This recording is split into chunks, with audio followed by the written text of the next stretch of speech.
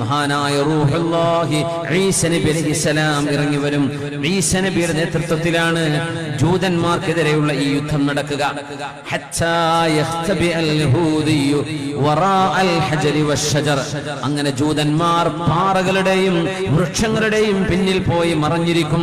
ഫയഖൂലുൽ ഹജറു വശജറു.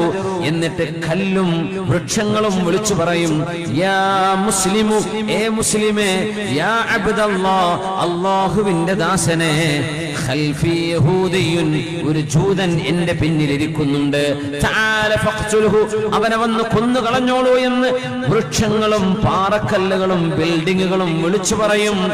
ഇല്ലൽ ഗർഖദ്, ഗർഖദ് എന്ന മരമൊഴികെ, ഫഇന്നഹു മിൻ ശജരിൽ യഹൂദ്, അത് ജൂതന്മാരുടെ മരമാണ് എന്ന് ഹബീബുനാ റസൂലുള്ളാഹ്.